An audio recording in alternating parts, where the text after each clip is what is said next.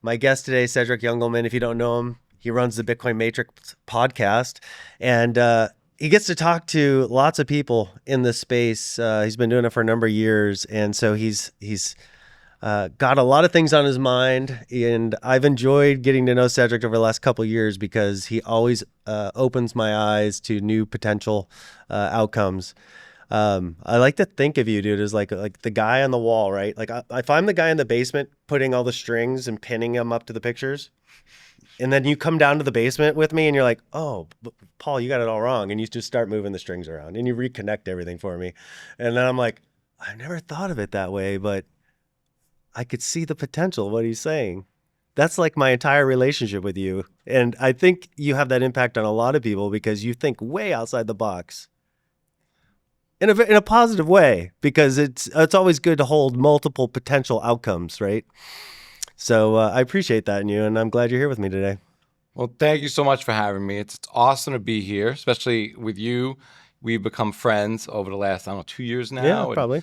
It's great to be here at Byte Federal. Thank you. You guys are doing awesome things, and the space is really cool. I do like to be the fly on the wall. Not just the guy at the wall, maybe, but like hearing what's going on Right. and kind of tapping in. Speaking maybe like the guy at the wall, sometimes maybe I do like to think outside the box and contrarian, not just like to be contrarian, but to kind of float what could happen. Yeah. And I could kind of have strong opinions that I could hold loosely and move on. Right. But, I was kind of having one of those moments where I thought I was having a lot of real thoughts and it was getting crazy. And I was telling my wife, I'm like, wow, it's like a beautiful mind in here. Like, it's crazy. And she's like, you haven't seen the movie.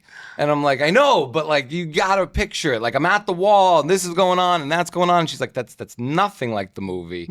And I'm sure it's nothing like that in your mind. And it's not, But it's fun to kind of get into that stuff. And, it's kind of interesting to try to tap into what's going on in the world. Yeah, for sure. And, see what's going on and figure it out and try to maybe prepare yourself, or especially mentally these days. Or yeah, that's a great place to start. I was literally doing that this morning, thinking about all the change, geopolitical, financial, fiscal and monetary policy, presidential, administration elections, wars. There's so much shit changing rapidly that and Trump's about to step into that. To me, it's going to be an absolutely chaotic first 6 months to maybe a year. What are your thoughts on that? Yeah, I mean, I think a lot of weird things are getting normalized, like just this United healthcare CEO. Yeah. I mean, murdered on the streets of New York, and it takes 5 days to find the guy, and they find him in McDonald's. And the whole thing's kind of weird, but forget about the particular incident. It's normalizing sort of vengeance and violence against people, CEOs or, the elite, whatever you want to call it. Political assassinations, economic assassinations are getting normalized. And so that's kind of scary. That's like fourth turning stuff. Yeah, it is. And I don't know if you've noticed it. Maybe it's just my feed, but the last month on X, the amount of violence I'm seeing, like just watching on X, maybe it's because I'm so in shock and I'm actually watching it that they're feeding me more of it, but it's... Well, it got really bad for me about 6 months ago, where it was a lot of pure sort of things that were trying to drive racism, I thought. A lot of racial violence, just a lot of violence in general. Somehow for me, my feed, that toned down a bit. But it is strange how there's like a water cooler moment to the feed that probably shouldn't be there, in terms of like we're all looking at maybe some issues the same, at least maybe in our spheres or bubbles. And even like I'll talk about it with my wife, and like we have the same feed. Really? Yeah, it's like she'll bring up a tweet, and I'll be like, "Yeah, no, I just sent you that one." Yeah. And well, I guess that makes sense because it's listening to you talk too. Sure, I guess. Yeah. But it's kind of, we should have a lot more variety in our feeds, I feel like. Okay. And the issues there shouldn't be as many issues, I feel like, bubble up maybe, or stay there for so long. Right. That seems, the algorithm definitely seems like driven towards some goal. Mm-hmm. You know what I mean? Yeah, for sure. And driving conversations, and maybe it's misinformation or disinformation or just distraction, or maybe there's more to it. And I wonder how many entities are fighting over that algorithm, like, or, trying to, game it for those purposes outside of Twitter. Yes. And have moles in Twitter and stuff. I mean, I don't know how far it goes. I don't know either. That's a really important algorithm. That's incredibly undervalued. What is it, like $100 billion company now? Since we bought it for like $44 billion, right? Which is really nothing. It feels totally different in there now. It does. It feels a lot better. Yeah. But at the same time, I think that this is going towards like being like the WhatsApp platform, where they're IDing everybody on the platform. They're incentivizing the platform for you to be verified. Yep. He comes from the PayPal world. Yep. So he's going to roll out money on some rails there with some sort of currency. Yep. I mean, I think he'd be best if he went with the dollar. And then, obviously Bitcoin would be the best, but like, I think he's not going to do that. And so maybe it's the dollar, or maybe it's Dogecoin, or maybe some coin, Elon coin. Yeah. And I don't know if it gets that far, but that's the scary part of it, I think. Yeah.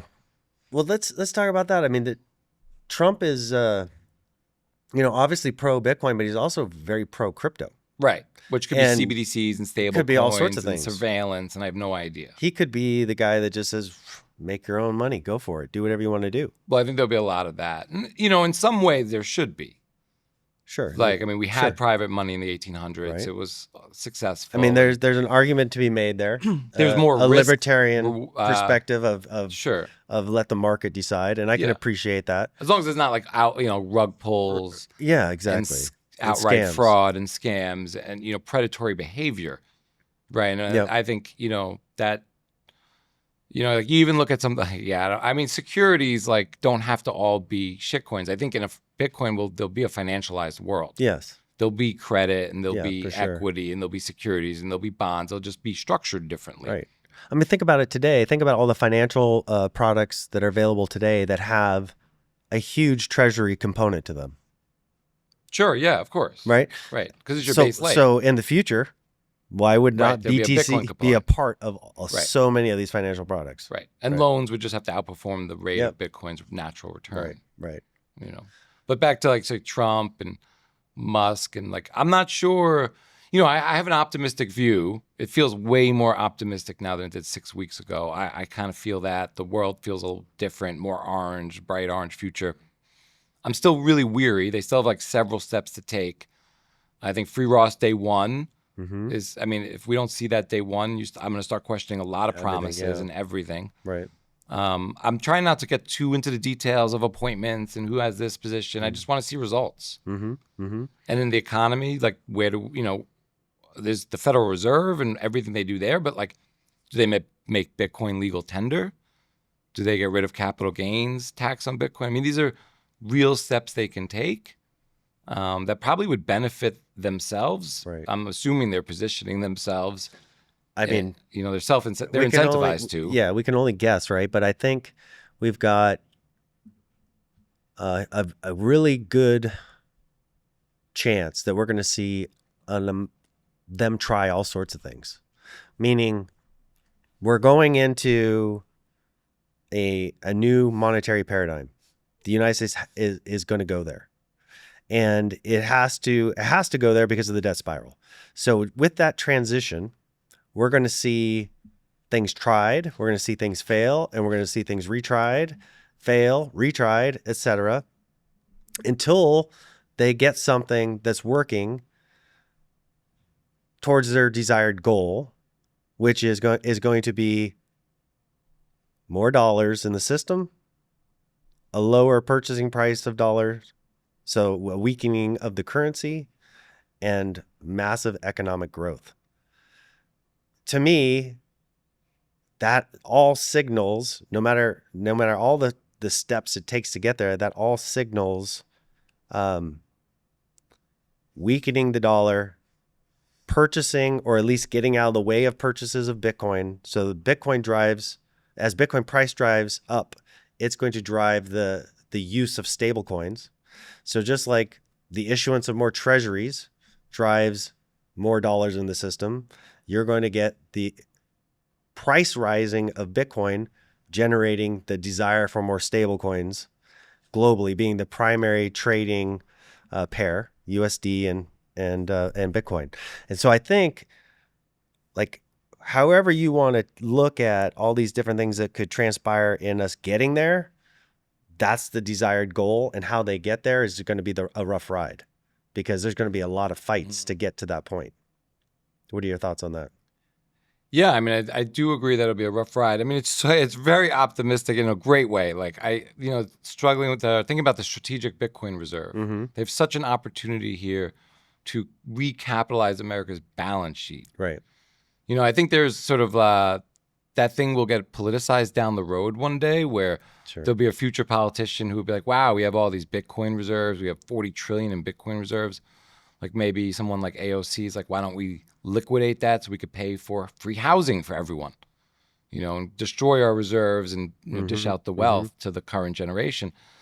But I would love to even get that far and have that problem. Yeah, right. I mean, we could recapitalize Social Security.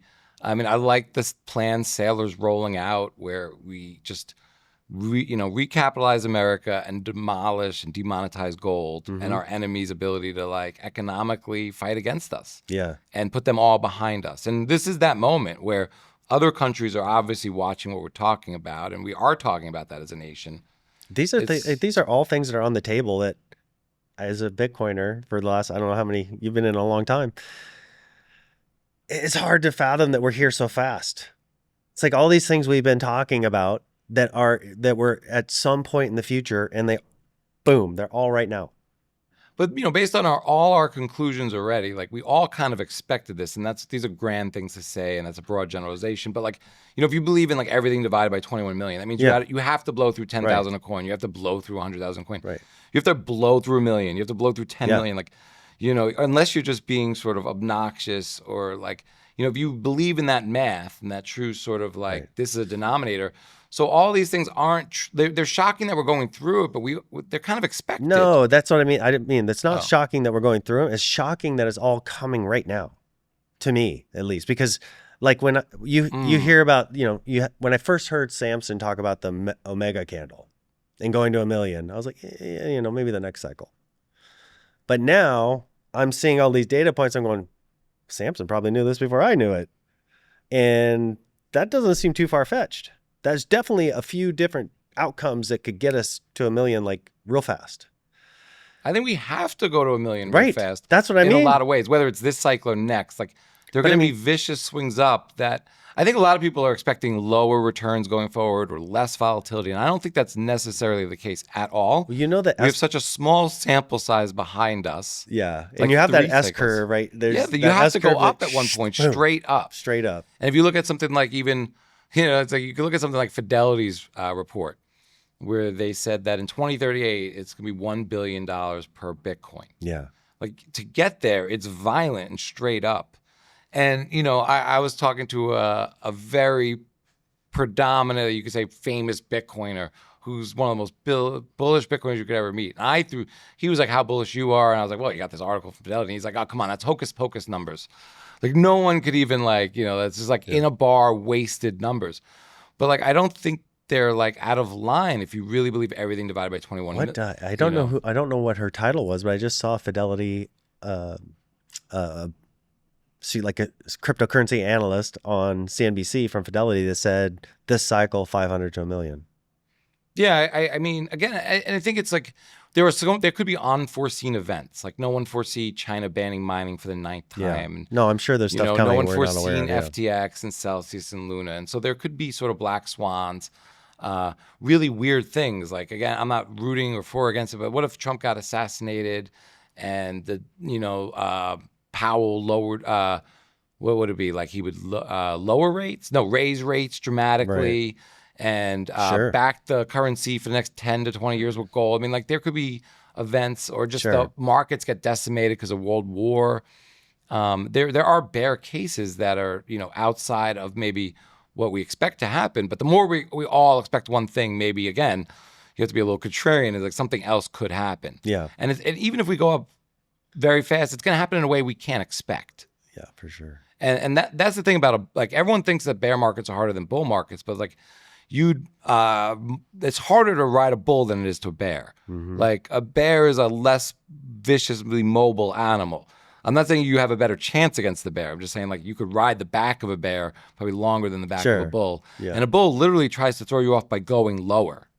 And like the difference with the bull and the bear is like in a bear market, like your losses are capped. It's like options. Like you put in what you put in, and then you can only lose that amount. It's finite. So you could be like, yeah, I'm going to zero. Like I'd only lose like that amount. Right. But in a bull market, like your losses when you sell are infinite in terms of what you miss out on upside potentially.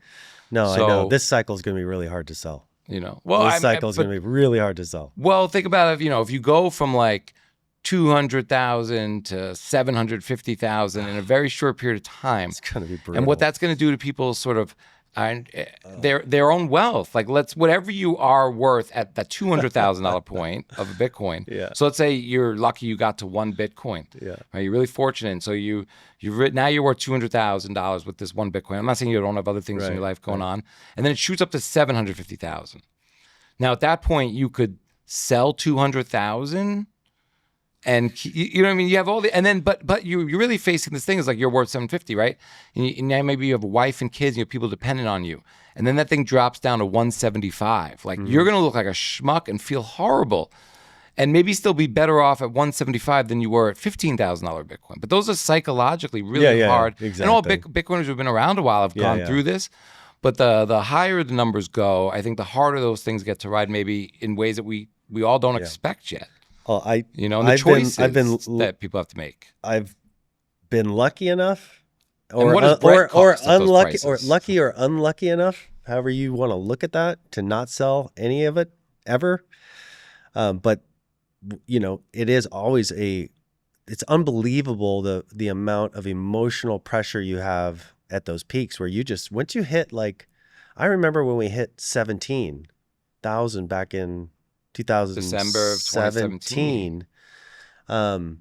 And we were talking about ETFs back then. Right. Because it was inevitable. We were like, ETFs going to happen imminently. Right. And we would go to 100K. We were thinking 100K back then. Gemini was applying. There were also somebody say, it was like Chinese New Year was going to Wall Street bonuses. Right. I mean, there were a lot of other, and then futures came out. Yes, which demolished the market. Ended up cash settled, and there was a way to manipulate. So, but you could see how every cycle, when you get into that emotional state, where let's say we get to that 500,000, you're going to be going, oh my God, it's literally like 3 bars, and we could be at 1 million. I mean, but you also don't know back to the whole thing, you're at 500,000. Are we going to 1 million this cycle or back down to 90K? Right. And that's going to be really difficult for a lot of people to ride that bull. Yeah, exactly. And the uncertainty of that. Yeah. And face the people that they're responsible to. I'm sure you're experiencing this, right? Like I talked to a friend yesterday. I've been talking to him about Bitcoin for a long time. And I've never sold either, by the way. But. Good for you. And he's asking me about Bitcoin now. Ever since we broke all time, hit to 100, it says, hey, I want to talk to you. Let's sit down. And so I was talking to him yesterday. And he's going on where do you think it could go? And I just said, well, we're certainly, within the next 4 to 5 years going to be at $1 million a coin. And he just looked at me and I go, I know it's hard to believe, but that's, and I don't even want to tell you this, but that's kind of like the start. It's just the start. You just want to buy as much as you can right now and have it be money that you don't worry about for the next 10, 20 years. And he just kind of looked at me like just that mentality of shifting somebody away from, oh, here's a hot stock tip, to this is the new monetary system. This is becoming the pristine collateral of the future financial system. You have to hold this forever. That's how it changes your life. If you sell it, you're going to regret it. The shift in the mindset of that blows people away.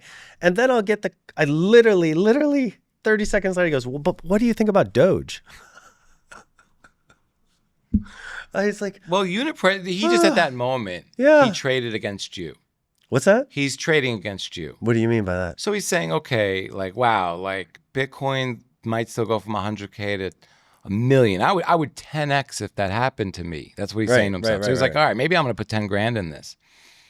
You know, and a lot of people, when they don't have any Bitcoin, they you're right. can That's only the mental consider calculations new money allocations to this thing. Like, how much would I go to the casino and spend on this Bitcoin thing that might 5 or 10x from here? I'm a little too late. I'll never catch Paul. Right. So, and they're not trading with their future self, because they're not saying to themselves, whatever I have, wouldn't it be nice to 5 or 10x that? Right. In a very sort of what I see as a risk-free way if you study this asset. But they're saying, no, this is the most riskiest thing I could do. I'm going to put as very little into it as possible. But if I could buy this thing with very low price point that Paul's not in especially, then not only could I do well, but I might beat Paul, because that's really the whole game at this point. What small amount can I put into something else that I don't care about that might beat Paul? How do we change that game? And the other thing I saw, that's so screwed up. The other thing I saw that is because they're also like, well, you know, I mean, if this thing is true, then I'm gonna go around sounding like Paul, and I don't want to do that. I don't want to be in a cult. And you know, and if you know, I just want a million X because I'm a nihilist right now. Like I'm not doing well, and no one, but very few people at that point think like Michael Saylor with like, what can I reallocate to Bitcoin? Yes. Right? Like, what do I want to think? Oh, that thing's better. I put in the work, and it's better than the things I have. Because the point you're talking to them, they like the things they have. They're up 10, 20, 30% in fiat terms. It's doing well. They feel like that's great. They would never sell. This is what they're invested in. Their guy told them to buy that. And then the other thing I noticed, you call like the normie land, but I talked to a lot of boomers over Thanksgiving. Mm-hmm. Like a little on the older side of boomers. But for so many people, 100K feels like this natural, organic, limiting barrier. And so like we're at another natural top. The thing is 100K. Like you've achieved, like now for them, that's not $1 million thing, but it's like a Lamborghini costs $500,000. It's like, it is the thing now. Right. And the only way they can go is really up like 10, 12% or down from here. And again, it's like, and it's not pristine collateral. It's not money they could spend. It's not, to them, it's newfangled, something they don't understand. And it's like, why is this thing worth 100K and it's over? Are you getting the emails and the texts? Congratulations. I'm getting at the dinner table over Thanksgiving, like, wow, it's up a lot. I never thought, I never thought it'd be this price. I've been getting the messages of like, well, congratulations. It's the same sentiment.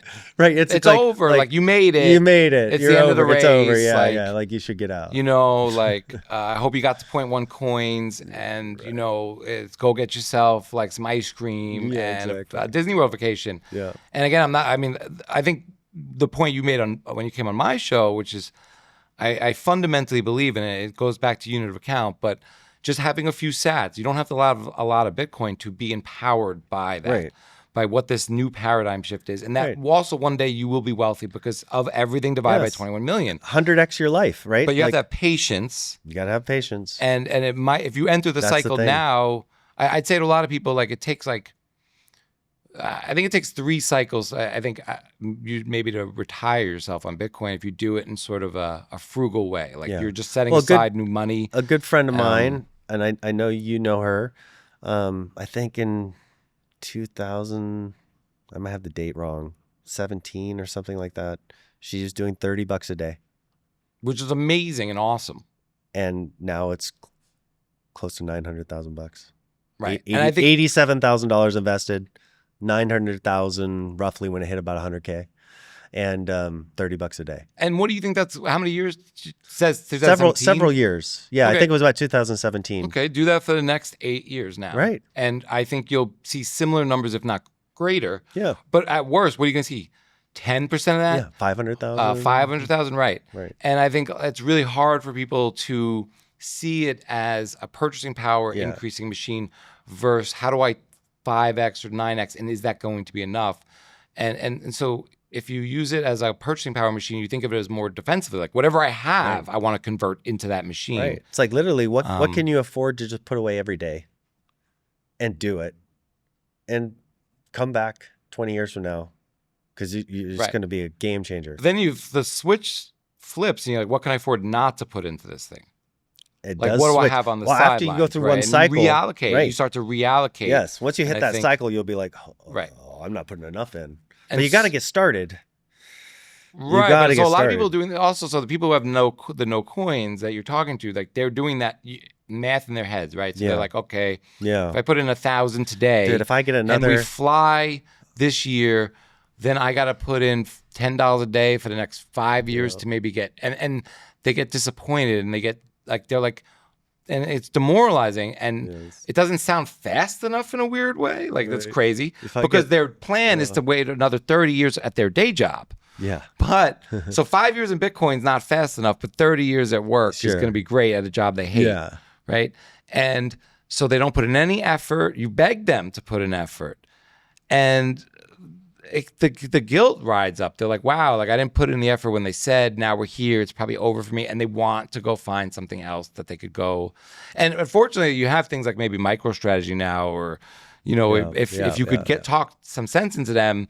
Well, I can't believe, dude, if I get one more question about XRP, I'm going to freaking shoot It's weird myself. that's the big thing right now. Everyone's the Garling House always ramps up the marketing every cycle. It's amazing how effective they are. Oh my God, the proof of marketing is massive. Because they're up like 200%, and they're not higher than where they were at their prior peak. I've been telling everybody, and you should all do this, if you're considering any shitcoin, price it in Bitcoin. Don't price it in dollars. And see how it's tracked against Bitcoin. If you look at XRP, XLM, and Cardano, which is the 3 I just did for somebody, every cycle is a lower peak. Every cycle is a lower peak. And it just keeps driving towards zero. Everything goes to zero against Bitcoin. That's a meme because it's true. And the best thing you could do is just buy the Bitcoin right now, because that is where everything's going. I like what Trace Mayer got me doing, which was track your net worth in dollars, in gold, and Bitcoin. And of course, they should all be trending up. Sure. But you'll notice that the Bitcoin pace is going the slowest and trending towards the amount of Bitcoin you have in your portfolio. So if you start off with, like 1 Bitcoin, and so Bitcoin's worth 100K, and you have 100K in your 401k, after a year, you're going to have like a 500,000 in Bitcoin and 110,000 in your 401k. You'll be up in fiat terms. You'll be up nothing in Bitcoin terms, though, if you didn't add. Yeah. And so you're trending towards, like, your whole portfolio. You could have $1 million in your 401k and 100,000 in your, and you're going to trend towards 100% Bitcoin. Exactly. And you'll see that it's going to be harder and harder for you to grow your stack over time. Yep.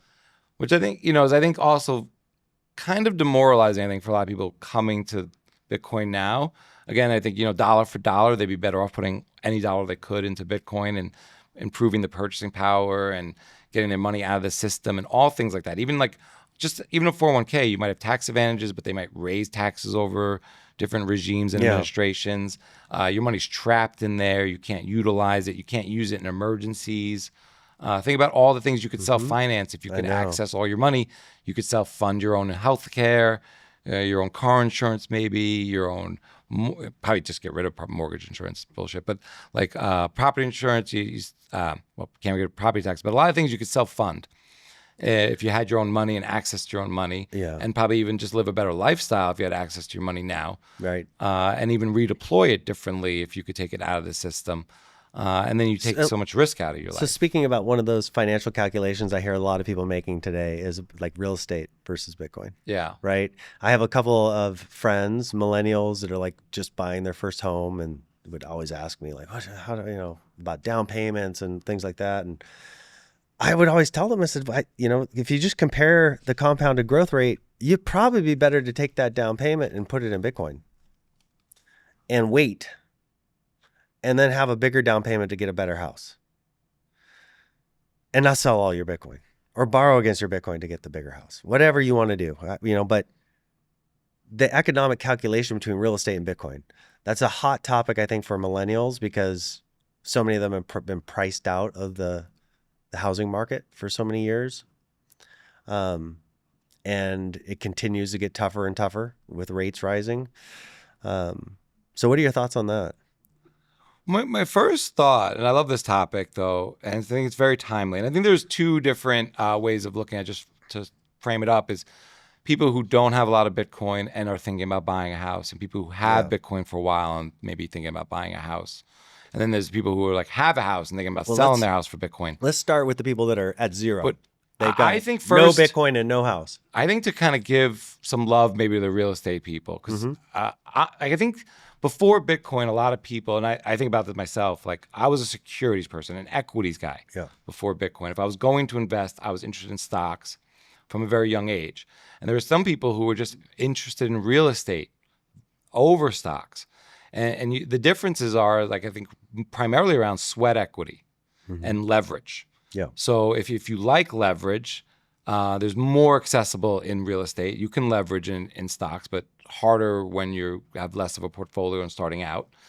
And in real estate, you can put in work, physical work to juice the asset or protect the asset or enhance profitability. So I think a lot of people come into Bitcoin already loving real estate or loving their stocks or, and whatever evolution they have. And I think also around a home is so much about beyond the financial. Unfortunately, homes have been priced beyond their utility value. Yeah, exactly. And I think that's the hardest dilemma. They're overpriced for their utility, but there's an emotional component to housing that is separate from the financing of it. Like for some people, I think housing represents stability, security. Maybe you have children and you want to position yourself in a certain part of town, whether it's public school or private school or homeschooling. You want to know that you're going to be there for 8 to 10 years. You want to, and you can debate, okay, you can maybe rent in perpetuity in a place, but it's harder to know the landlord's not going to want to move in or kick you out or sell. And you can do more improvements when you're at home. You might not do as well with your money as a renting, though. As a renter, I love not doing any of the home repair. I think that should be a whole you have a car mechanic. I love renting, and it's like I'll get like leasing a car. Like I'll get a new house every 3 years. We'll try to do it in the same area, and I'll let the other people who manage these properties learn how to deal with windows and plumbing and electricity. And I could focus on podcasting and Bitcoin and books and philosophy, and like just special, but there's so much to that. So I think that there are a lot of people now who maybe have been in Bitcoin for a while who are like, when do I maybe provide that for my family, that stability? When you do rent, like maybe you're not going to put reverse osmosis on the entire house. Right. Maybe you're not going to improve the driveway and the look of it, but maybe it'd be nice to have a better looking driveway and spend that money or better landscaping and pay for it. But you don't when it's not yours. That's true. There's different things. Maybe you have a pool and you want a jacuzzi or, whatever it might be, and you don't want to add that because you're renting. Yeah. So I think it's a really personal decision. I just did a show with Leon Wankum about Bitcoin versus real estate. I mean, I think economically, I think if you're investing, if you have very little Bitcoin, I think it makes way more sense to stack sats. And like you were saying, to not put a down deposit into home. But I think if you're on the other side of that equation and you're like, when does housing look cheap enough in Bitcoin terms? When do I, and there's also this like fiat mindset, I think, of like never, like to some extent, like never ever selling, never ever selling your Bitcoin is a little bit fiat. Yeah. Right. You're never gonna. I mean, it is money. It is savings. Well, so it can be used to enhance your life at some point. This is where I've struggled with it with these. You people. might not live forever like a shark. When I've talked, we'll get there. We'll get there. Where I've struggled with people is that I think when they hear me say what I'm about to say, they think I've lost my mind, and I tell them like, don't buy the house. Take your down payment, put it in Bitcoin. And then just set up a DCA and start. Take a HELOC out. No, of the but house. I mean, be the guy who doesn't know Bitcoin, right? And just they think I'm out of my mind when I tell them this. Put however much you can put in per week and just let it grow. In 4, 5, 10 years, you're going to have enough there that you're going to be able to do a transaction to secure a home that you never thought you could have. And in that meantime, property prices are probably going to be demonetized because Bitcoin is stealing that monetization, and interest rates are going to get lower because you have the Bitcoin. So they're going to look at you as a prime borrower. They're going to give you the best possible rate, and you may not even have to sell your Bitcoin to get the mortgage. That's such a vastly different world than they could have ever imagined. And then they hear that coming from the guy down the street who goes fishing and surfing and And they're like, It's a lot of killer I messenger. think I'll buy the house. Well, a lot of people, I mean, I've gone through this conversation with neighbors in my community. Yeah. Who some of us moved to Florida in the last 2, 3, 4 years. We're renting to start. Some have gone on. They were chasing the market at its peak almost, it seemed like. But there's a lot, they don't put in the work with Bitcoin. But it's a really emotional factor, I think, housing that's a little bit beyond economics. I think those things are coming way quicker than everyone realizes. Yeah. But for a lot of people, like building that bridge to that world, even if you are a Bitcoiner, is not easy. And I think, the other thing around, like, you're the guy who down the street who fishes and all these things, and they might say like, oh, he drives this car or like that thing, and they don't see it as like, oh, maybe like to save and afford tax. Yeah, if you look at my car, you have no idea. Right. But they're also like, they're saying to themselves like, I think I can barely survive. It's not Paul specific, but they're saying like, neighbor X, my friend Paul Tarantino did not find the new global reserve currency in the world before MSNBC and CNN tell me that. Like, there's no way he found it first. Right. And they would want to see more signs, like in like what they think about crypto rich, for you to like. And so like they have to almost go through several cycles with the scoreboard where like you told them at X number, and the first time you told them about Bitcoin, they probably looked at the price and they don't remember the price. So sometimes the price has to go up several orders of magnitude before they even notice the price, and then it goes to several orders of magnitude before you have credibility with them.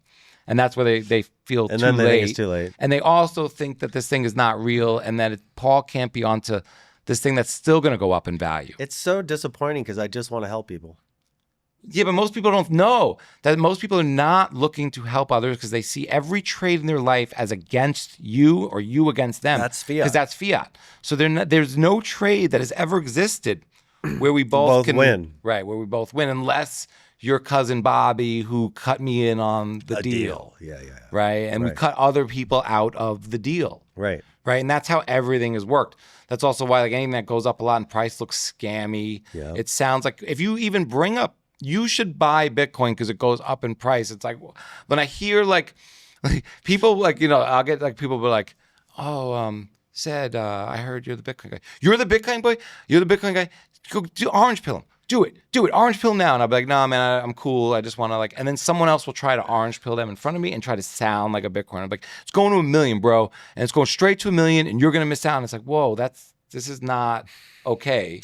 And like, because like think about it, any other context, if you were like went up to someone and told them how a stock is going to be the best stock in the world, or some checking account got 19.2%, or you could get them in construction bridge loans at 67% over 3 months. I mean, like, these things don't sound real. And there's always a catch. Right. And people in the fiat world are doing so much more than their day job.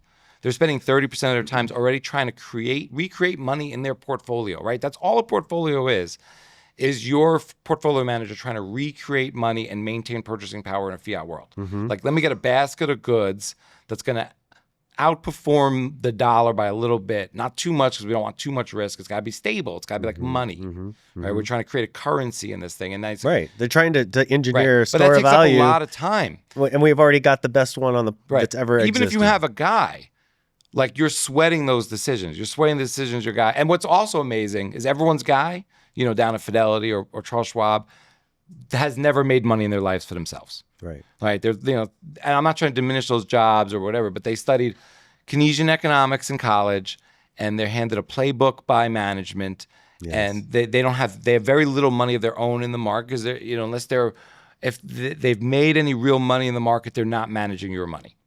Right. It's a much more exclusive network. You're not getting, a great broker down at the mall's Fidelity branch. Right. But a lot of people are like, I remember over the years I've tried to help people, and people are like, whoa, you're not helping grandpa. Like, we have a guy at Morgan Stanley and we'll talk to him. And the guy at Morgan Stanley says like he's doing okay and he shouldn't sell his apartment and buy Bitcoin and prepare for the future because of Social Security. It's all good. And this, so many people pay for just a pat on the back. You're doing good. You had a good year. You had a good year. And they want to be told what to do because it's stressful out there and it's overwhelming.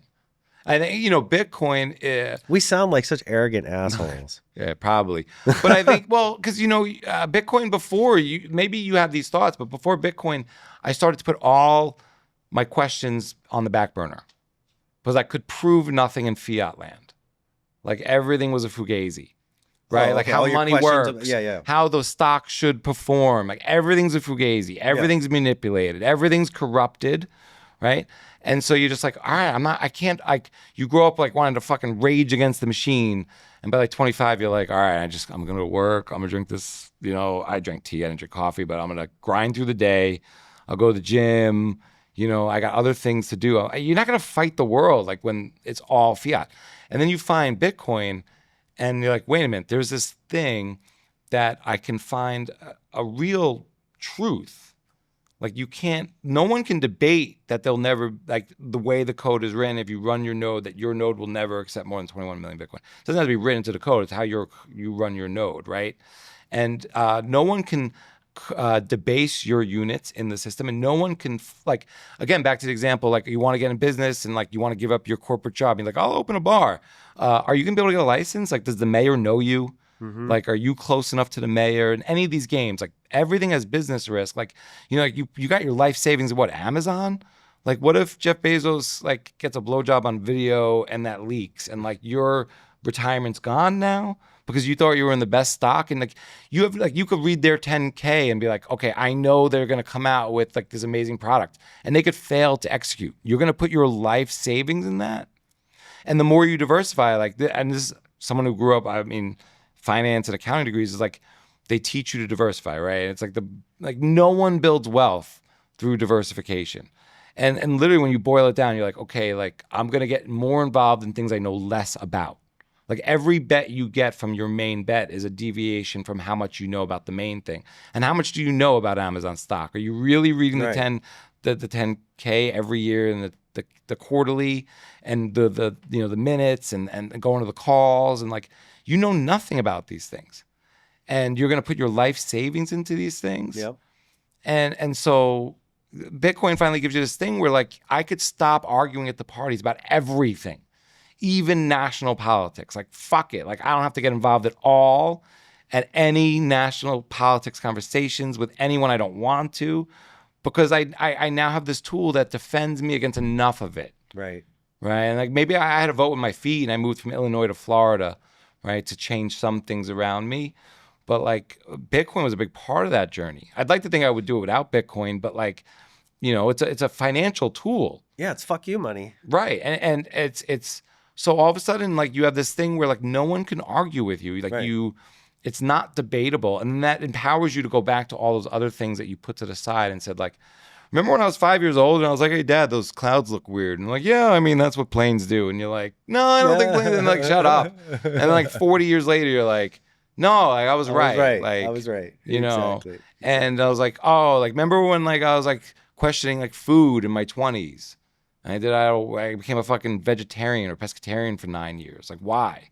Why was I looking at sort of the machination and industrialization of food? And, I might have went down some wrong rabbit holes, but I was still trying to figure out like what I should be doing better. Right. And I was still finding that. And I couldn't find any truth there until like Bitcoin. Do you think that's like just the curious mindset that got people into Bitcoin earlier? I think that's all it is truth seekers. Truth seekers. And then not just truth seekers, but having the humility to admit you're wrong about all the things you hold dear and dear. And change your mind. Right. The willingness to change your mind. So there are a lot of people that might be truth seekers that like are a little too arrogant because they believe in the truth they already hold. Yes. And that's where the humility thing comes in. Right. That's why I love what you said earlier, strong beliefs held lightly. Right. Because which I got from Mark Yusko, I think. If you're not able to change your mind quickly in the face of new information, right, because I know then you're just fooling yourself. Right, I know everything I'm thinking about. I'm lacking a lot of information. I'm trying to gather as much as I can. I'm going to spend more time on the things that I need to know more about. But even Bitcoin, like I know nothing about Bitcoin in terms of like knowing everything. That's right. Right, and so like there's always so much more to learn. Now there's other subjects I know nothing about that I don't feel the desire or the necessity maybe. So how did as an accountant, what clicked for you with Bitcoin when you first found out about it? Was it your accounting background that cued you in, or was I definitely think that was part of it. I was drawn to like Pierre Richard, Stefan Levere, Robert Breedlove. I mean, these are all former accountants. Yeah. But I was like, but this, and it's running the numbers. I think when I started hearing about it as a ledger, Yeah. I think one of the things I fell down wrongly into was like triple ledger accounting and what. Why do you that say would that mean was wrong? at the time? Because I think that made blockchain more than it was in the technology. So, because I think it made it sound more applicable to other things outside of money and this one thing. Gotcha. Right. So it's sort of like a red herring at the time. Maybe that'll come back into play in a different way. But so yeah, I definitely think it was accounting. It was this ledger. It could run the numbers. Like I said, like you can't. The numbers are what they are, and you can't change. Like no, there's 42 million coins. No, there aren't, bro.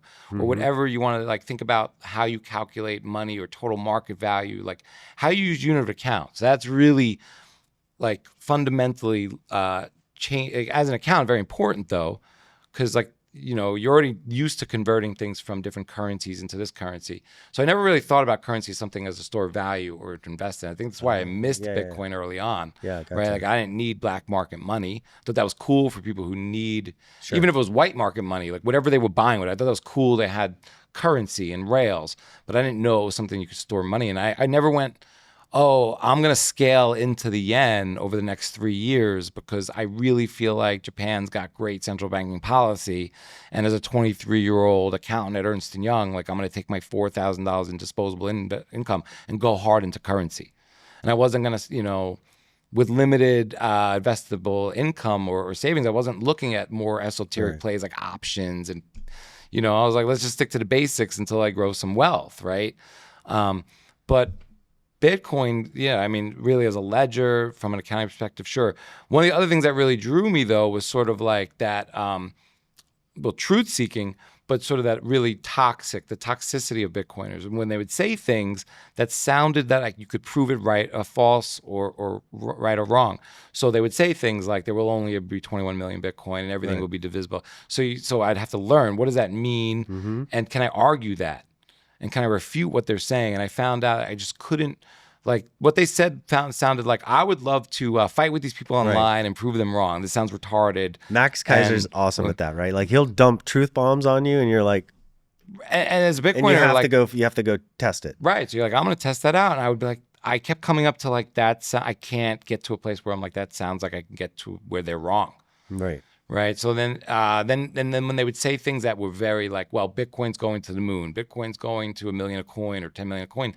Well, all these other things were proving out to be right. So it seemed like just from like I know what drew me in the beginning. I was like fighting inflation, and I was like, this seems like I'm not a speculative person. That's what's really, when I talk to people about Bitcoin, they think sound like a speculator. Right. And I'm moving to Bitcoin, de-risk my life. Right. And but back then I was looking at it as speculative, and I was like, wow, like maybe if I put a small amount of money in this, the way they're sounding, like maybe this thing is going to 1 million this cycle. And they started learning about this after that, the crash, because I got into Bitcoin like November 2nd, 2017. Ooh. It went over down, and I did better with shitcoins for those first 6 weeks. Sure. But then you crash and you go from genius to idiot. And you're like, do I sell it all and go back to fiat, or do I stay in this thing? And do I stay in it and leave my position, or even increase my position and see this as an opportunity? Yeah. I mean, I got started a little earlier than you, but I remember that's those same emotions, like, because it's like the money grew so exponentially fast and then give it all back in 18 and 19. Right. You feel like an idiot. Eventually the price went below my initial. Am I still excited about this thing? Do I still want to learn about this thing? Right. Do I want to put all Bitcoin my money went from this thing? below my initial purchase prices. Right. So I was way below my sitting on a negative bag. Yeah. And, but you have all those questions. It's like, was I wrong? Because I was, I believed strongly well, how much that did I know? Did I know? You was I ever right? Right. You question everything. Was I right? Now we're wrong. But I guess that's like you said, though, that question, instead of just giving up, questioning and questioning and questioning and questioning got me to the point where it's like, oh my God, I just need to be buying as much as possible. Well, you probably had to do some work during that period. Read some articles, listen to podcasts. Dude, it was like 5 podcasts a day. Right, it was like nonstop. Yeah, it was a second job for sure. And but you get to the point, and I remember making decisions like, I just have to buy a lot. I have to buy a lot. And then it went down to 3,000, and I was like, maybe I'm wrong, and I was afraid to touch it. And then it came back up to like, I don't know, 6 or 7 or 10 or what. And then it went, and I'm like, I gotta buy. And then boom, back down to 3,800. And I was like, maybe I'm wrong. Well, I remember. So, you're not alone if you're having these kind of emotions. And which is why guys that have been in it a long time, like Cedric, just say, like, buy it, to hold it, to never sell it. The best time to buy, is when it makes you puke. Yes. And I don't know how many opportunities we're gonna have like that going forward from, again, that's not, like, it's not making you puke anymore. But for somebody else, there might be things that somebody make me buys, puke. I don't know, $500K and it goes down to $100K, they're gonna feel pretty ill. Yeah, 100%. No, but at 100K is when they should buy, and it should make them puke. I remember American HODL, like, so around 2019. I've done work now, but like then there's like conviction through numbers. And then there's like learning about other people's roller coaster rides and hearing the anecdotes. And someone like American HODL was just really influential from two perspectives. From maybe like smash buying during lows. So like he did a tweet. He was like, wow, I just bought a shit ton of GBTC at the time. I guess he had money stuck in an account. And he was like, and I just had to walk around the block to not puke. And he's like, that probably means it's a good buy. Yeah. And so you realize like when you don't want to buy is when you should, and but man, just hearing those things, and so then knowing that you maybe missed that moment, but then the next time it goes from like 32 to 21, you're like, oh man, like maybe this is my American HODL moment, right? And maybe this is my opportunity, and so it's good to hear from other Bitcoiners, so that you can kind of learn the ropes in advance of touching. So you don't have to touch the stove and make mistakes. Yeah. But you can make the most of your opportunities too. I always feel like everybody's going to touch the stove and get burned the first time. So that's why I always try and set people up to just start small, let that confidence build over time, and educate yourself. As much as you want them to YOLO in with everything they have, because Well, now we're in a weird place with Wall Street, like the ETF being the most successful ETF of all time. I mean, the Powell's comparing Bitcoin to gold. Like, when I was at 65, when Bitcoin was at 65K, and I was standing with a neighbor who's just a guy in IT. The last cycle, you mean? The last cycle? The year ago, just 5 months ago. Okay. 9 months ago, whatever it was, when we were at 65K. Yeah. And this was after the ETFs. And I was like, I check in with him because I first told him about Bitcoin at 15, 16K when I first met him. Yeah. And because it seemed like we were, kind of getting to know each other. And he's, another father in the neighborhood. He's in IT. You would think he'd get it. And so at 65K, I was like, so I just wanted to do a poll. Like, what do you think? Like, what do you think of Bitcoin now? And he's like, Bitcoin now? What do I think? I just don't know. So you could see there was just no work. Yeah. All you see is the movement in price. And he turned to me and he said, he had just bought the house, and I think at peak. And he was like, I wish I bought this house in 2016. And you could see the mindset of always being behind, right? And so like, if you're bringing me something, I must be behind. Like there's nothing I can get in front of in this world. Yeah. And that's a mindset. Like HODL talks about too, the first thing you have to do in Bitcoin is love yourself.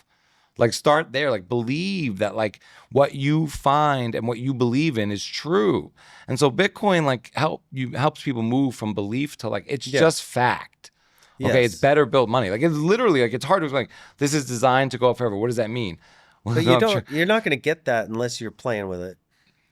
I agree. And for me, I wouldn't, yes, I agree. I mean, my first buy was like $500, and even $10, and then it became 3,000. I was like, right. Why the hell did I not just YOLO in with everything? I thought it was an unbelievable tech. Like, you start having all these self-doubts, and so it takes time to learn it, and you can't be hard on yourself. I mean, but the beauty is that takes you to love yourself and believe in yourself, and that you can miss something and still not miss out entirely. I mean, there's just so many factors to that. Right. You have to not want to be like everyone else in a lot of ways. You just have to, right. Benefit yourself. Do what you can do and benefit yourself. Right. Because I think a lot of people are like, wow, like if I go into this weird thing and I lose my money, everyone's going to make fun of me. Yeah. And I'd rather go down on the ship with everybody. Now Cedric knows that. Right. He'll know, and someone will know. And I'd rather go down with everybody and not take a chance. Yep. And hope that we all boats rise with the tide. Yeah. And it's like you think about, so the tide for them is the S&P 500. And I love saying this, and young people kind of get a kick out of it, but and I consider myself young, so I'm not saying it like that, but I'm saying anyone with a young set of mindset, but I'll be Standard and Poor, what does it stand for? It stands for Standard and Poor. I mean, literally, that's the name of what you're putting your life savings. I have never thought about that. It's Standard and Poor's, exactly.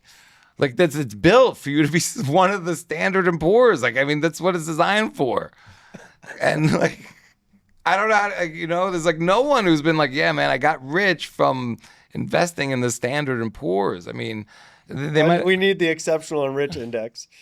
So it's hard. I mean, I don't know. And then there's there's so much that they have to be, that they are thinking of beyond Bitcoin. I mean, even just if they got kids, they got brothers and sisters, parents. I mean, lives are so busy now. Yeah. And it's wait a minute, you're telling me my money is fucked? Because the whole game is to get more of this money. That was the FOSS pitch, right? For the kids. Do it for the kids. And that is a good way, I guess, to frame people's minds if they have kids. Sure, low time preference. Low time especially, preference. And build, and I think, I think a lot of, I think it's very fiat to be all I have to do is, I'm not saying everyone's doing this, but some people might just be all I have to do is stack sats, man, and I could just ignore all the problems of the world. When I said I don't have to get into the conversation about politics, doesn't mean that I'm not concerned with these issues or want to help do things locally where I can have an impact. But I just don't want to talk to someone ad nauseum about something that we can't solve, and they're never going to kind of agree on some sort of North Pole of truth. Right? Speaking of geopolitics, and excuse me, what do you think about the ramping up of the war right now? I try not to think about it. I know it's horrid and disgusting, but this is what I'm getting at. So what I see geopolitics, the debt spiral, this new monetary frontier, all meeting in the next 3 months, and it's like fireworks. It's Bitcoin's moment, or maybe everything just kind of keeps going. I don't think so. It's possible though, I don't think, or it's possible. Everything's possible, and Bitcoin rises in price. I'm just outlining my highest probability is shit's about to get really chaotic. I think we're kind of in the eye of the storm right now. Obviously, I felt like I was on the edge of a hurricane, literally and figuratively, going into the election. But now I feel like we're kind of in the eye of the storm, and we're just starting to feel the winds blowing again, and it's going to get freaking nuts in the first 6 months of his administration. And I think that is literally Bitcoin's time to shine, to show the world that it is a safe haven asset. This will be the first opportunity where Bitcoin says it's a safe haven asset. And it becomes a safe haven asset because so many global fiat currencies are going to be under stress and decay. So many governments are going to be under stress and decay. And this is literally the time when Bitcoin becomes the life raft for sovereigns. So if you can get in there, if you get into the boat now, I think a year from now, it'll be a whole different world. I think it's literally the setting of the new playing field, the setting of new rules, the Bretton Woods 2.0, if you want to call it that. But we're going to have that level of change over the next 6 months to a year. And it doesn't feel that way right now. I feel totally hopeful, but when I look at the little cauldrons that are spinning around the globe and in economics and in the financial system, I'm like, oh, this thing's about to blow. Where is the gold? And I know what you mean. No, I don't mean that in a conspiracy. I mean, I know there's a lot of gold in America. Right. Where is more gold? Where apparently there's 3 more trillion in El Salvador as of known yesterday. Gold. Where are vaults? Where were the biggest vaults of gold? Oh, Switzerland. Anywhere else? That would be I know there's others, but I don't know exactly. I think there's some in Argentina, right? I don't know if they hold it with the Bank of England. I don't know where the gold is. And I wonder I mean, from there's vaults obviously in lots of parts of the world, but I mean the big vaults that store bullion, the big vaults, I believe, are all in Switzerland for the most like part. But then Iran, Syria, like yeah, are they Taiwan, they buying and don't have storing any there? gold. Because, well, my question that is, what you're getting at? well, what I'm really getting at is if there's actual ground war, Yeah, and assets are actually being at risk of being stolen. This really is a case for Bitcoin to perform really well during war. If I hadn't thought you of got to that. sell the gold out the back door before it gets taken from you. Yeah, I hadn't thought about that. Right. Or even your IOU, maybe, your gold is in America, but it's not being repatriated Switzerland ever. wants to be neutral all the time. Right. Like if you have gold in America and you're not an ally of America, and you'd want to sell it or get it out, or or you lose it. Well, that's why China is trying to move as much gold into their own country. Right. I would think so. And then, how at risk would their gold be? Could we get their gold? Or, not we being like, oh, let's root for that. But I mean, like, if actual gold is at risk, then most people need to move away from physical assets that are at risk towards digital assets that are not, that are highly more defensible. I was thinking more in terms of like as war accelerates over the next 6 months, and I think that is going to happen. Like kinetic war, though, you mean? Yes. Like, I think Ukraine heats up, Syria gets worse, Libya, all the stands, everything. The Israeli front, I think it all heats up. And as that happens, that's going to put immense amount of stress on fiat. Fiat's going to get debased. Sure, to pay for war. Pay for war. Also, the risk of having your dollars in a financial system that is under the stress of war. And if that does what I think it's going to do, I think there's going to be a flight to Bitcoin like you can't imagine. Right, and the national winner of that race, the state winner of that race, gets to set the new Bretton Woods. Yes. Right. I see where you're going with this. Yeah. And that's like a 2 to 4 year process before we even get to that moment. But I think the race starts in the beginning started. of Trump's term. Right. Right. Because they have to amass a stockpile right? before you go to the next agreement. I mean, this is why we blew out to 100K. So then my question we're probably for you, going to 120, 150 before Trump gets into office. Right. Trump gets into office, and then it's a formal game on. And at that point, I think it becomes such a mad dash for the exit that fiat globally starts to feel the pressure. So you could do a lot of, like, he could do tariffs and he could do other things that are pro dollar strength. But people around the world could be dumping dollars to buy Bitcoin. Net, we could have a dropping dollar. It's in our best interest to have a dropping dollar. If he wants to reshore manufacturing, if he wants to drive economic growth, he needs a weaker dollar. But normally in a time of war, you would see the dollar as a safe haven asset and you would see that dollar rise. I think the dollar is going to get sold along with everything else. And the flight to gold and Bitcoin is going to be real. That stress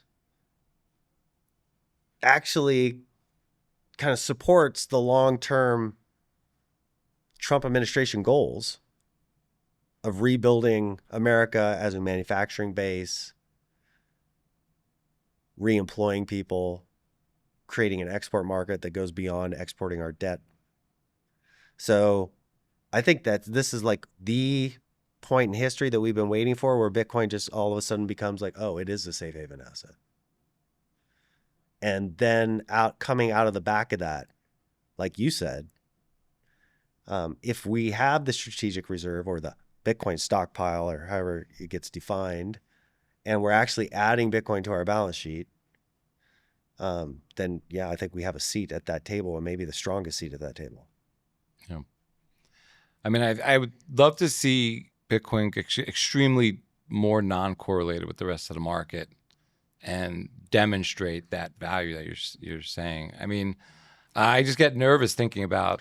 Let me ask you this though: do you think that correlation is I think that just is a factor of the 4-year cycle, right? Because you could look at Bitcoin in any part of the cycle, but that 4-year cycle is so consistent. You can be like, oh yeah, well in this part of the 4-year cycle, we are trending with the expansion of the monetary system, and therefore everything's bullish. Right. And in this part of the cycle, we're trending down because we're pulling monetary units out of the system, and Bitcoin is dropping, and so is everything else. I don't think that's a Bitcoin being correlated. I think that's Bitcoin just being a monetary sponge. Right. And we're at a point in time in history where the debt spiral's so big that it's everything up, everything down, everything up, everything down. Everything's one, right? And so you just, Bitcoin being the asset that goes up the most. Right. So in a world where everything is correlated and you look across that world, it's hard to invest in anything but Bitcoin. I would agree. I mean, it's a simple A/B test. And it's so surprising now, just discussing with people Bitcoin. I mean, just the evidence we have in front of us of what's happening geopolitically, what's happening economically, the financialization of Bitcoin, the conversation. It's surprising more people aren't just catching on. But I think a lot of that is just, I don't know if it's nihilism. I don't know if it's arrogance or, lack of humility, but it's still surprising to see it just not being a no-brainer for more people. And like you said, I think we're getting very close to the suddenly part. Yes, the suddenly part. Exactly. That's another way to say it. Yeah. And, I think even if, I'd love to say, we all hope for things like retail, our friends and family to, get on the Bitcoin standard. And I think anyone who gets on now is still early. I think we still have greater returns in front of us. But I think just quite frankly, the real money that's going to move us is not going to be retail. Mm-hmm. Like retail, I don't think is going to come back in a stampede. And even if retail did come back in a stampede, I think if institutions come in a stampede, they just have that much more capital and will drive the market that much more. I think that's absolutely where we're at. Yeah, and we're seeing it now with, Microsoft is voting on it today. I don't think they'll pass. Right. But like Amazon, I think has to vote on it. And like it's just becoming way more of like, that's now going to be standard protocol. Yes. And it's going to be, the Microsoft thing, if they don't take it, is going to be one of those sort of like Paul Krugman fax machine moments. Yes. Right. And the real irony and the laugh is going to be when MicroStrategy buys Microsoft. Oh my God. At the end of this cycle. Right. Because MicroStrategy is like, yeah, we could use a little software business. Yeah. Right. So. But and also we have the FASB rules come out in 25. Yeah. And FASB is really a game changer, right, from an accounting perspective. It's beyond the scope of like game changer. Maybe explain to me how you think that's going to impact. Do you think that just mean a flood of corporates are coming because of that? Well, it makes it a lot easier to carry Bitcoin on your balance sheet and benefit from the price appreciation. So right now, the way Bitcoin is carried on the balance sheet, you can only recognize price depreciation. So you take a hit, and so you basically mark the market on every low. Is that to the low, right?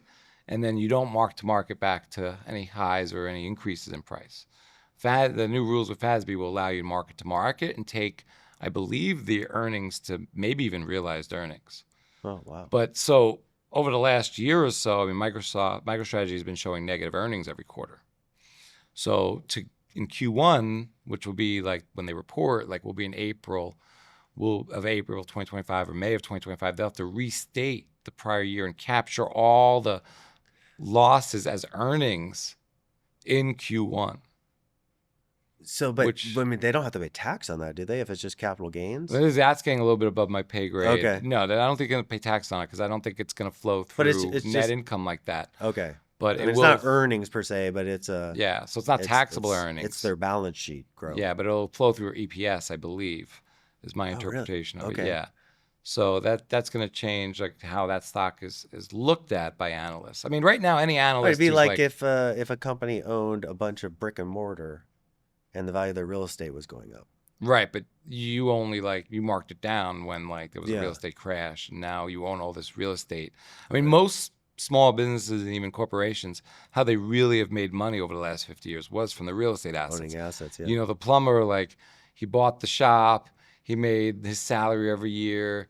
You hear all these stories nowadays on Twitter. I don't know if they're all true, and I don't think it's going to last of all these, PE guys, private equity buying these, plumbing shops and just enhancing marketing. But I think that's a lot of that's bullshit. But think about what you just said, and it just struck me real quickly. These guys would, I mean, all of us, right? We go work for our salary, and it was the assets that made us wealthy. Yes. And if you made which wasn't the core if you could business. just extract 5% out of that income and you put that into assets, that's how you got wealthy. Or leverage the asset that you own, yes. the existing asset. Now, and use because you didn't need repairs and maintenance on your building, so you need maintenance reserves. Put those in Bitcoin. Take the cash flow from the tenants or whatever and put that in Bitcoin. Right. This is what I was getting at. Is that imagine a future where you're still the plumber, you're still the electrician, you're still the guy mowing lawns, you're still making your 10% margin. You're going to use 95% of that to pay your bills, and you take that little 5% that's left, and you're going to invest in Bitcoin. Or imagine you just get paid in Bitcoin, right? And you're getting paid in the asset. So now you take that 0.5%, you don't even have to convert it. It just sits on your balance sheet, and that builds your wealth. Right. So running a business where you're earning Bitcoin, I don't know, Peter McCormick did this, right? I mean, that's just running his podcast and saving his Bitcoin. Well, biblically speaking, you'd want to have a third of your wealth in like your home, a third of your wealth in your business. Maybe you have a garment business and you have to have inventory, and a third of your wealth in money. At the time, it was gold, right? So that's your savings. You have a third of your wealth in liquid savings, a third of your wealth probably in the business you run. Maybe you're W-2, so your balance sheet looks different. But if you own your business, you own inventory, and then maybe a third of your balance sheet is your home. Property taxes sort of changed the conversation about owning a home, but just from the perspective of like stability and owning a home, maybe some of your wealth is in there.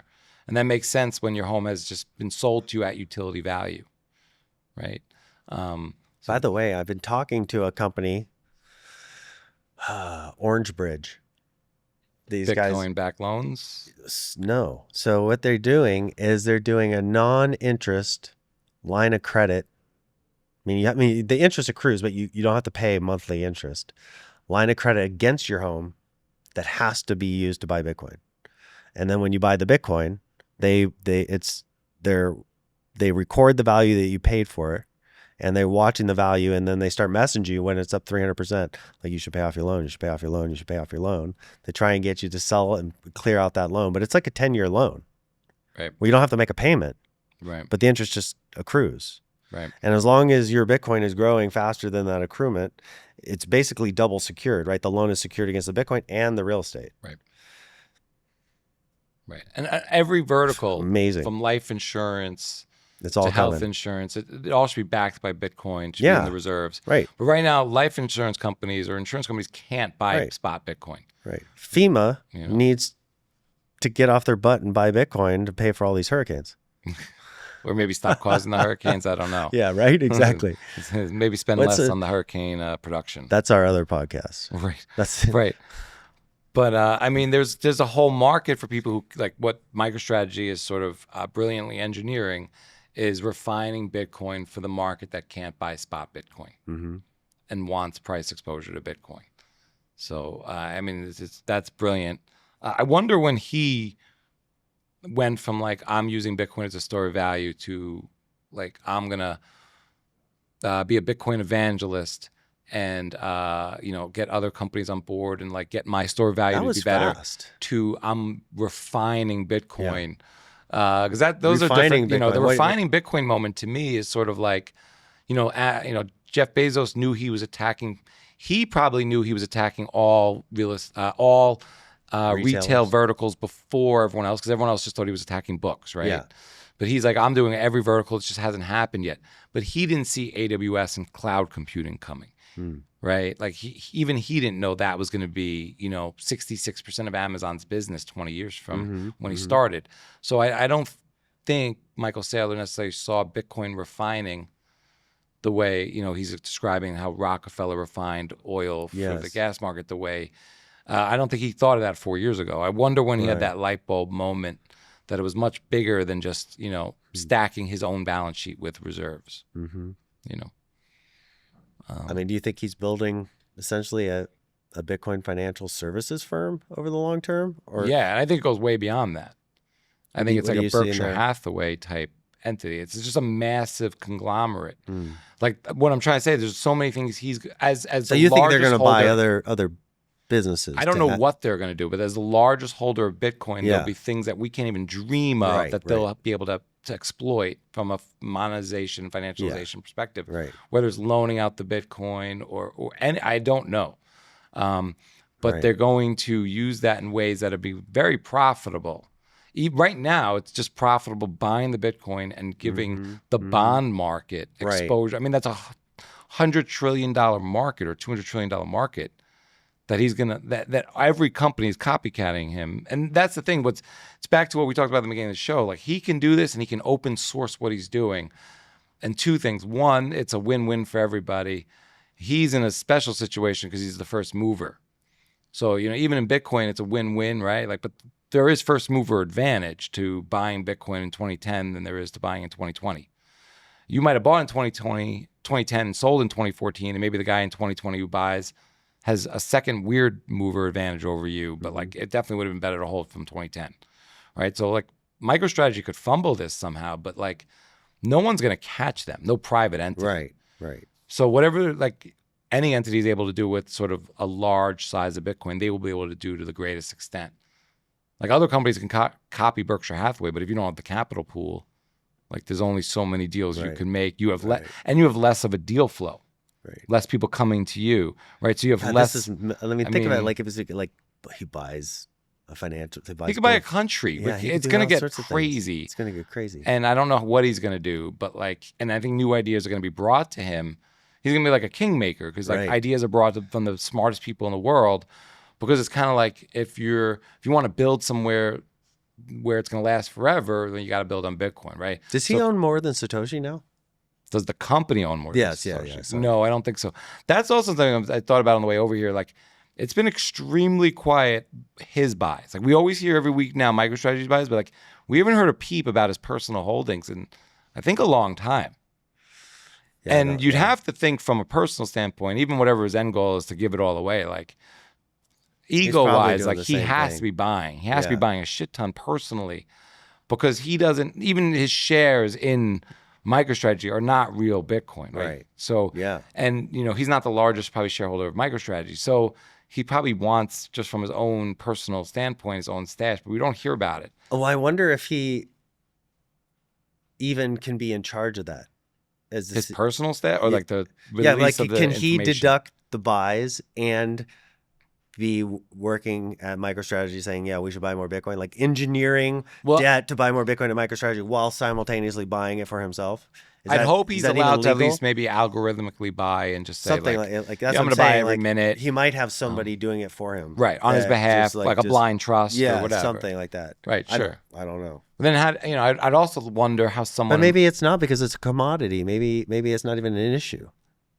I don't know.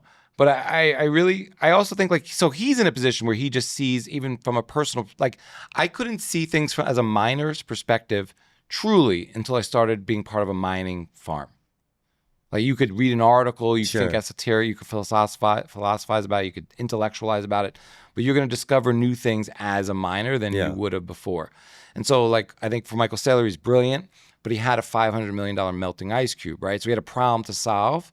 And so it's interesting how, I wonder what he's trying to look at now and where he's angling to figure out new things. But I think having those problems help you develop new solutions or come to solutions sooner than people who don't have that problem. Right. And the size of the problem brings it to the forefront of your life, I think, faster.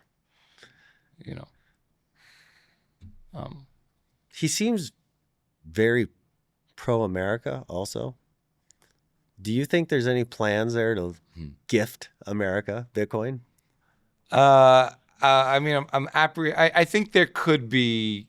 I mean, why couldn't America be looking at his stash? It's a massive honeypot. No, I know. But I mean, like putting the 6102 aside, like thinking in terms of like, I mean, his own personal stash. Like, could he gift some of that to the Treasury? MicroStrategy. I mean, America might just come to MicroStrategy and say, "We're going to give you $100,000 per share." Right. We're literally going to print some number. that you're going to be okay with, and we're going to buy all your shares, and then we're going to keep the Bitcoin and then have a for shareholder America. vote. Yeah. You know, I mean, or just take the. I mean, they could just do things. Yeah. No. Absolutely. And I think your question hints at is Michael Saylor aware of anything ahead of time? Like, is there a handshake that I'm acquiring all this on behalf of the government for future use? Yeah. And I think that's where I think, regardless of whether that happened or not, I still think it's the most brilliantly engineered security in the history of the stock market, not just for what he's already accomplished, but for what is going to be accomplished. And but it also points out very clearly, it's not Bitcoin. You're not getting any of the attributes of Bitcoin. You have counterparty risk, you have managerial risk, you have custodian risk, you have all of it. So, if it's not for people who want the qualities of Bitcoin. And maybe there are Bitcoiners who have money trapped in the system, but he's not trying to sell you and me MicroStrategy shares. Right. He is really going after an institutional market. It's not for retail. Retail might capitalize on it and want to get involved in it. But yeah, you can get rug pulled. You have to think defensively with him, or not him personally, maybe. I mean, you should, but just anybody personally and any company. And so it's not real Bitcoin, and all those fears and concerns would be there. Right. I think it's like a weird thing, because I think also for Bitcoiners is the sort of the trying to figure out the balance of okay, I have this wealth in this new paradigm, and I now have custody of it. But now you become your own counterparty risk, right? Like, how do you manage your Bitcoin and your counterparty risk to your maybe relatives and your heirs, right? Because just like if you lose your money at the bank, you go to the bank and you get back from them. Well, your family is like, well, now you're the bank, right? Dad, mom, if you lose the Bitcoin, what do we get, right? You're our counterparty risk. And so you have to learn how to manage. I wonder how Michael Saylor manages his personal stack. How does he gain comfort with the guy who owns the blind trust and manages his stack for him, maybe? Right. Does he have a key of 3? Is he had Unchained and Coinbase and him and Unchained to get on a call? And he's like, I got my key, and if I lose my key, you guys got me. But only one of you could lose a key. So can I see your system? Right. Is he at On-Ramp and it's at 100 different places? Is he with the Bitcoin advisor? What is he doing? Is he just got his own little cold card? And what does MicroStrategy do? And I really do think if you have MicroStrategy, if I remember right, I think didn't he buy originally at Coinbase? I don't know if they still do. And I think they still have. But what does that look like? And how do you gain comfort, right? And how does Coinbase gain comfort? And it's a much different thing. If you have $1,000 in Bitcoin, your security system is different than if you have 10,000, than if you have 100,000. And there are numbers that you and I can't even fathom what it's like to protect that, because we're at nowhere near these levels, right? Could you have $1 billion in a multi-sig at Unchained? Who's in the multi-sig? Is it an N of 12? What are we doing here? Right. We got 97 keys. Is there an article that 97 keys is worse than 3? I saw that didn't BlackRock just split their entire pile up into wallets with 400 coins each? Maybe. I think they're diversifying even into and I'm sure there's multiple multi-sigs. I'm sure you can find some guru on Twitter who's that's the worst way to go. Right, sure. Right. And then Coinbase has their guy who's we thought about this very deeply, and we have our reasons why we don't like your solution, because we can't do that, and we're a public company. So we literally cannot do what you just suggested, even though it's better. Right. So good luck, Parman, and grow your stack up to $400,000 coin and utilize your plan then. I mean, and then people who say oh, this might be bad for the network, or that Bitcoin's for enemies. It's a neutral network. Bitcoin doesn't care who holds the coins. Right. And whether it's an IOU or there's shares involved or whatever. I mean, but there's no way to fathom the way he's looking at these problems. And there's no way to fathom the solutions that are being brought to him and weighing through that. And could you imagine, you think about it for 3 months, and then after all right, we're going to go this way. And then 6 months, you're fuck, no, we did it wrong. We should not have done that. Or even where are the proof of reserves on, I'd like to see that on MicroStrategy coins. Yeah. That would be good to see as a public company that's at the forefront of Bitcoin. Yeah, I think it's just disclosed. It's just disclosed. They should disclose more, I think, there. And that's I mean, maybe they can't for some reason. Yeah.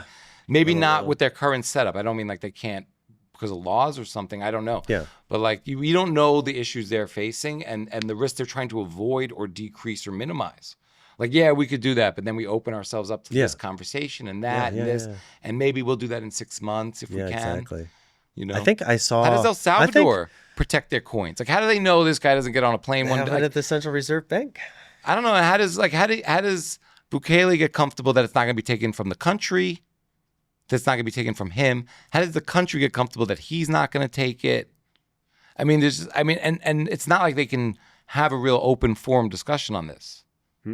Right, but their solutions would probably be of interest to people trying to figure out the pros and cons of different, because there are always pros and cons of your choices, and you're never getting to like That's no an interesting question, because that is, there is a central reserve bank holding Bitcoin.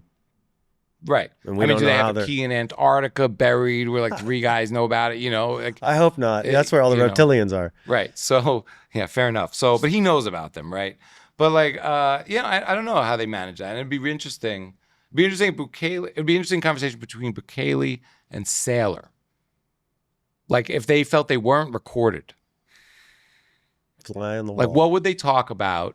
Right. And would Hey bro, how are you holding your keys? Yeah. Like what's your plan? Like, and just, what they would share. What people in that position would share if they could speak off the record. Right. Because they're having experiences that most people can't relate to. Yeah. Even if it's just scale, Yeah. It's wild that Coinbase is the one that's getting so much of this custody. Yeah, I don't like that. They must be according. Good at it, they must be good at it, but I wonder if it's just because they're publicly traded. Well, that's a big. Hopefully, it's not. Hopefully, it's because their security practices are so good. Yeah, I don't know if it's because I think it's because they got first mover advantage and they're the largest, and I think. But I would think that if any company took it further to do their due diligence, it would be MicroStrategy. Yeah. I can see a lot of companies like because Fidelity is the only one that custodies their own. Right, and that's another company. Like I hate to use the word trust, but like you argue, there's an element of trust in everything you do, besides maybe you and your stash of satoshis. But Fidelity has been a company that's been around for hundreds of years. They manage trillions of dollars. It seems like a very sort of reputable and credible institution. Do you think they'll be? This is just a gut feeling that they will be the first ETF that will have an in-kind distribution. Like out of the let fund? You take the Bitcoin out. I don't know if any ETF's ever going to do that. You think that's? I think Fidelity is going to do that to be more competitive. Maybe if that's part of their wealth management business and getting people to. I know that Bitcoin they offer in their custody business. They offer real Bitcoin. They offer real Bitcoin to their high net worth individuals. And they're very pro Bitcoin and have been for a long time. Right. So maybe that's a way to migrate people to high net worth status. But you've been in our ETF for so long. But that window could still close. Like maybe they do that for a year. And they say they're not going to close it, but then after a year... I wonder if they could offer it just to people that have X amount of dollars. Sure, some sort of limiting factor. Yeah. And it might even be like you can get Bitcoin, but you can't take it out of Fidelity. I would think that would... I don't know. No, because my friend who's a high net worth client at Fidelity, he can take it straight into self-custody. Oh, okay. Yeah. No, but I mean from the fund, from the ETF? No. Right, so I don't know if they'll allow that. I mean, who knows what kind of... I've only heard through hearsay, but basically he has a multi-sig with them where they have 2 keys. He has one. But it can be shifted to where he maintains 2 keys and they have one, or he can take it all the way out. Right. So when you have the 2 keys and they have 1, though, you are at the point where you're like, you are 100% counterparty risk, because if you can screw yourself. Yeah, it's really interesting. And I think the next step for that, too, is just in terms of inheritance and legacy planning. I think that's just a completely unexplored area in Bitcoin, and one that's getting more in people's faces as Bitcoin goes higher up the suddenly part. Yeah, that's that is coming in a big way. Yeah, because I think for a lot of people, the wives and maybe didn't care, or maybe it wasn't a big enough part of the portfolio to be concerned about. But I think for a lot of people now, that if you're basing your family on it and your legacy and your planning, it's like it's got to make it there. I just hosted a I don't know. Were you there? We're at the Naples Wealth Symposium. No. I hosted a few people. Matt McClintock was one of them on a panel. Yep. And talking about estate planning for Bitcoin. And the stuff he's doing is just phenomenal. I mean, if you guys can find clips of him online and listen to the way he's structuring stuff, I think Matty Ice just did an interview with him not too long ago. You should definitely have him on your show. Yeah, it's a good topic too. You know, he's working with mega whales, Right. but the strategies, the structures can be somewhat simplified for plebs, and it's a good listen, and he's really kind of leading the charge in that front. So I'm sure there's a lot of people coming behind him. Yeah, I think for a lot of people, it was that kind of thinking was a little cross that bridge when we get there kind of thing. And I think for a lot of people, they're crossing that bridge. Yes. And they're like, what do I do now? And how do I handle this? I just had that discussion when I was in El Salvador 2 weeks ago. I just kept bumping into this couple everywhere I went. And so we had lunch together, and, it just came up, and we were just talking about estate planning and what needs to be done and sort of basic structures for that, My favorite stories on Twitter are the guys and girls who are like, either talking about how like the little money they put into Bitcoin has really changed their lives now, from just even paying for like a new refrigerator for the household, or some of the more fortunate people who are like, I'm thinking about quitting my day job that I really hate, or they just did quit and they're like, I'm going to do the side gig that I've always dreamed about and do it for awesome, me. Man. And that's been really amazing to see those stories. I really love that topic because, Zach, our producer, and I were just talking about his trip to Europe, right? And how amazing the architecture was, and how much of that architecture was built in the golden era, right? Of when hard money.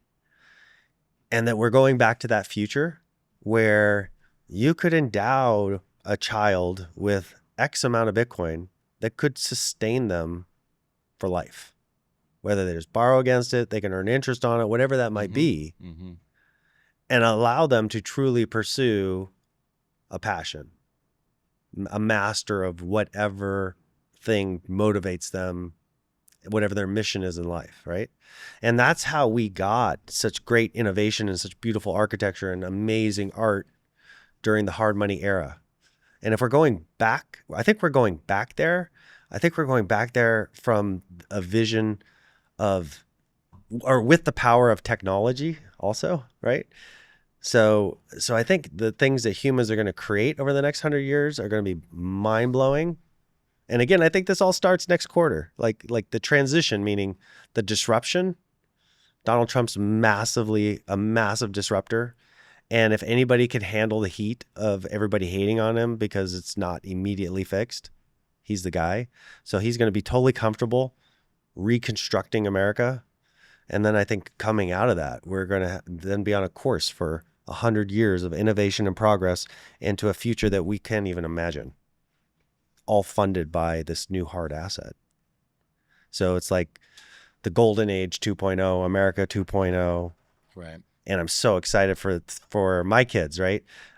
Wasn't that way 10 years ago. 10 years ago, I was like, fuck, have fun now, because who knows what the fuck the future looks like. But now that's totally changed. That perspective has totally changed. And I think we're on an awesome trajectory. And I tell them all the time when they get worried about all these things that are happening in the world, you're actually be happy you're dealing with this now, because that means we're bottoming and we're going to be going into an amazing future. Right. So hopefully that gives people some hope. Yeah. I mean, I think we all dream of generational wealth and creating a legacy and being able to, I mean, for me, it's the real dream. The fantasy is multi-generational wealth. The real dream is just being able to be there for my kids in very practical and pragmatic ways and help them and give them opportunities as best I can. I do wonder, though, like if great wealth is achieved by Bitcoiners, right? And some Bitcoin children might get like a great inheritance when they're like 28 or 34 and be able to like focus after they've been well raised and all that. They focus on maybe things that they're more passionate about. But I wonder about kids who maybe get great wealth at like 18 and like, do they really go follow their like, or do they just like, because most wealth that gets passed on, like, the first generation works really hard. Sure. The second generation saw that, and so they kind of work as hard as they can, but a little less. But they saw, and then the third generation didn't see any of the hard work of the first generation and wants to extract all the wealth and use it. I can tell you from having worked in financial management and wealth management and a trust company, meeting with families with their kids in attendance. Every family's different. Every kid is different. Yeah, right. And so you can have two identical, you have the parents raise two kids exactly the same way, but two totally different personalities. One kid could be different at different ages. Yes. Yeah. It's so you can't plan that, but you can. All I can tell you is that from what I have seen work and what I've seen be successful is people really taking the time to get their children involved. I think and what I mean by that, get them involved is like, okay, hey, we have this responsibility. This is a family responsibility. You need to be present. You need to be thinking about this. You need to start making decisions, giving them sort of ownership and, a vote, a say, getting them involved. Because the people that don't, that just like, hey, I don't want to tell you anything. I don't want my kids to know how much I have. I don't want the kids to know this or know that. And then they'll just get it. It's a 50-50. Right, it's who is that personality that's receiving this money versus having them being involved in the process for 20, 30 years before you die. And then maybe it becomes evident to Joni and Jody that Joni's better with money. And so Jody goes, you had the opportunity. We're all there. We're all witnessing it. Like mass transparency, dealing with hard realities. And they're in a family that's just like very honest with what that is, so that you don't get, because these kids that inherit some of this money where there's so much hatred and resent between the two. Oh, so-and-so has all the control and they're not giving me my money and I know they're screwing me. And that goes beyond the money, right? That started years ago. So I don't know. It's an undertaking. Running your family is like running a business. Yeah, it is. Or running a business is like running your family, one or the other. They start off as cost centers before they become profit centers. Exactly. It takes a long time. That's your it's goal. Like R&D. Yes. And exactly right. G&A expense and HR. That's the goal. How to turn your kids into a profit center. You sit down and you're like, okay, we're gonna get lunch for the company today. And if it was just you're like, I'd get a lobster roll, but we got HR here. Yes. We're getting pizza today. Well, that's a good point, because some kids are the HR kids and some kids are the executive committee and other kids are the builders and other kids are the compliance officer. So it's like, what is your kid good at? What's their personality type? Where can you fit them into the family structure so that they add value? And then how can you make have each separate child realize that the other one's providing value they can't provide, so that it becomes like a business as opposed to like, oh, you're always just fucking off and you're always surfing or you're always doing whatever and I do have to do everything for you, and creating all that resentment. Yeah. That's not easy.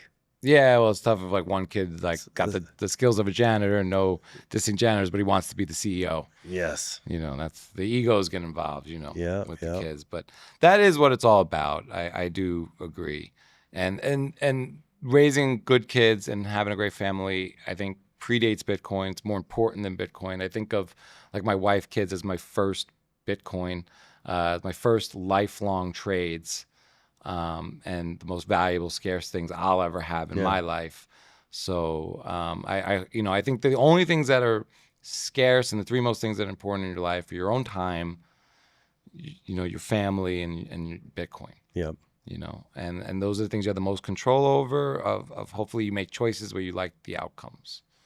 And that's where I would spend your time and invest the most in.